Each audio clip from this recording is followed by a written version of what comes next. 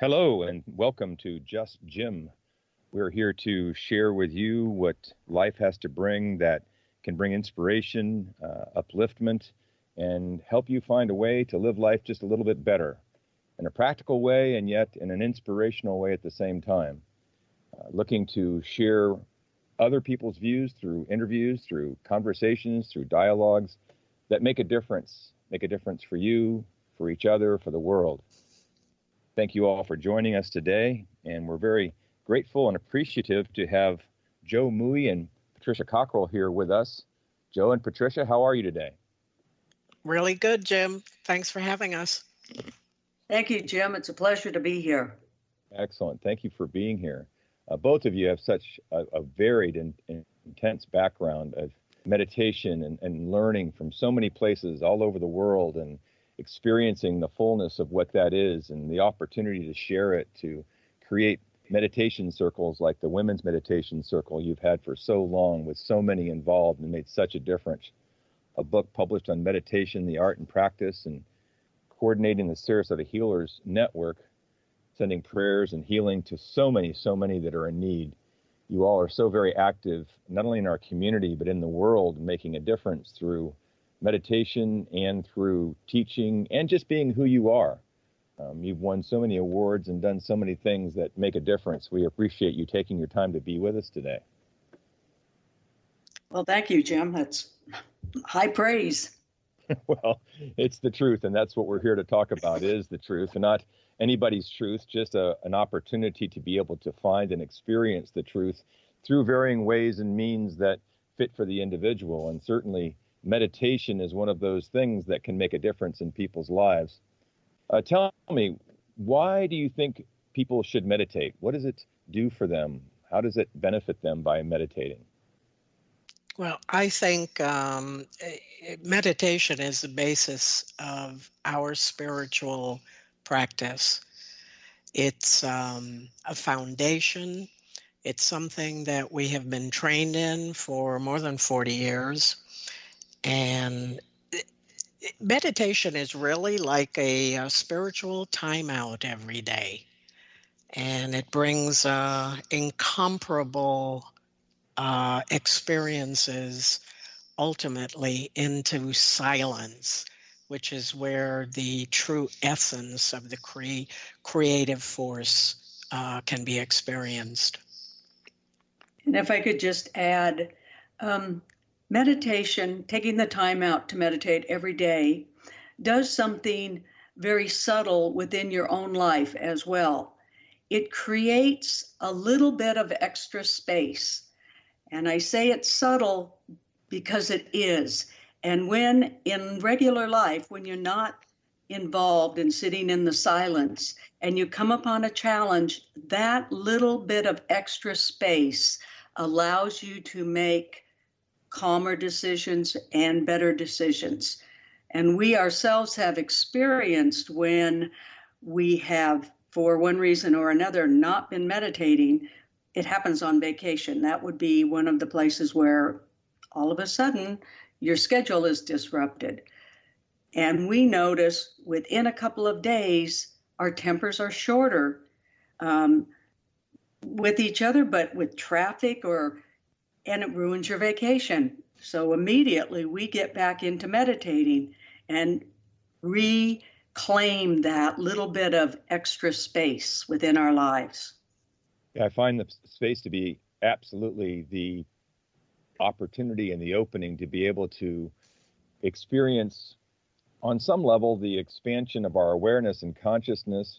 And yet it seems for me each time that we are in meditation and we allow ourselves to disengage from our cycles and our habits and our patterns that we're constantly in, whether we're on vacation, we're in the middle of our life, there's so many distractions that can keep us from being able to be at ease and at peace in that place of openness. Joe, you mentioned stillness. I find that some of the times people mention, gosh, I can't meditate because I can't get my mind to shut off, or I can't get my emotions to stop. I can't sit still. It's important to recognize that any meditation can be helpful to allowing us to experience ourselves differently than we do when they're in the middle of our day. It's like finding that space we can get in touch with ourselves a little bit better, as well as have the stillness, the connection to creation, to those places and parts of us, like Patricia was just talking about, that allows us to be more at ease and less stressed out. In your experience, what has been some of the most important benefits that you've received from regular meditation? Some of the things that have helped your life be changed or have a better quality of life? I think the practice, when done repetitively and consistently, will allow you to go into that silence where true inspiration occurs. When you get into that space, you don't realize you're there. You find out after the experience has occurred, and the experience happens in practically a nanosecond because of where you've been. And then when consciousness returns and you interpret that, it takes forever to write it down or to express it. And even that physical activity does not truly represent what had occurred. So in a nutshell, it's the inspirations that happen. And as one of our teachers said, you continue meditating to have that happen once again. And it's not a daily occurrence. Well, and I see that touching into that inspiration in meditation can be something that initiates maybe a window opening to see more clearly, or a door opening to step into something that you hadn't seen within yourself or in your life. It's creating that space that allows for that to occur. How about you, Patricia? What are some of the benefits that you have experienced through meditation over a period of time? I'll say probably the biggest thing is how little I knew how much my mind had a mind of its own. And always does and continues to do. And it's probably one of the biggest, let's say, challenges that we come across when we sit down to meditate.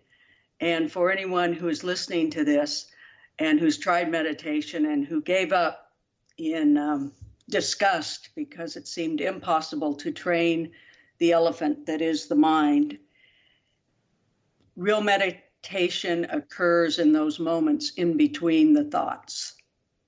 Right. It's important to recognize that it isn't so much about what you're trying to get from it or make happen, but what you get to experience when you let go of everything else and allow yourself to be in touch with you and the expansiveness of who you are truly by opening up into it. I find that it's I like to liken it to going to the gym and working out. Those who decide to get memberships and actually use them, and then they show up at the gym and actually work out, at first it's difficult. At first it's hard getting in the routine. At first it's harder because we haven't done it or haven't done it for a while. And then we start doing it and it becomes easier because we become more in condition, spiritually in condition through meditation, meaning that we're just touching into the inspiration we've been talking about within ourselves. And the more we spiritually work out, the more we do that through meditation, the more we become more spiritually fit and have a better well-being and better health and varying things. What are some of the health benefits you have experienced through meditation, Joe? Health benefits, calmness. What Patricia said about going on vacation, when you've got to meet the bus the next morning or 5 mornings in a row and everybody's rushing to get out the door, it agitates you. And physically, I have realized a calmness in the process of meditation and less judgment.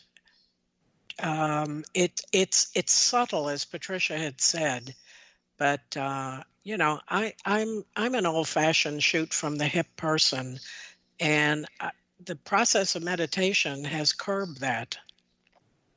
That's wonderful. And you have physical benefits that you can speak of, Patricia? Physically, I think physically, I can't really say, something with my body, but most all of it pertains to the mind. And the mind, of course, creates everything, including the body. So if you can be calm in your mind, if you can be okay with what is, chances are you're going to maintain a little more physical health, because it is the mind that's going to trigger the flight or fight response. And if you can just stop and take a few breaths, those few breaths put you in a state of meditation and allows the mind to calm. And by just the domino effect, that calmness goes into the body. So physically, less cortisol streaming through the system when there's not really a saber-toothed tiger attacking you. Right. I know that we've seen the statistics on meditation and that changes it can make physiologically with blood pressure, with respiratory, with all kinds of different aspects. Even the various energies within our body are balanced out more fully and easily, scientifically measured as far as that's concerned. Any secrets, Patricia, you want to share about helping people get started or get things going in their life with meditation? Yes, I think probably the biggest secret that I learned when I very first started meditating, and they told me to watch my breath, and I was waiting for some secret of the ages. Well, breath is the secret of the ages, and it's right there, and it's with you in every single moment. Anytime that you bring your attention to your breath will begin to calm. And once you begin to calm, you're meditating. So don't think of it as something woo-woo, metaphysical, something for monks and nuns and people of high spiritual advancement. It's not just the Dalai Lama that needs to meditate. It's everyday people. And what Joe said, 5 minutes a day, if 5 minutes a day is all you can manage, perfect. Do it. The real secret to meditation is doing it. Yeah, it's important that you do, and it's important that you incorporate that just so that you can have the ease and the grace and the presence that it brings to your life. I know that you, too, have had a powerful impact in our community, a powerful impact in a lot of ways. I mean, so many times over so many years have we been in circles and ceremonies that have celebrated life and spirit and the energy of who we all are together in unity. One of those key groups that you've created is the Women's Meditation Circle. Tell us a little bit about that. Well, we began in 2006. We had 8 women come to the house, and we did a meditation on the full moon of January 14th, 2006. And it started to expand by word of mouth. And eventually, by 2008, we had run out of homes large enough to bring people together. So we went to Rising Tide, which has been hosting us since 2008.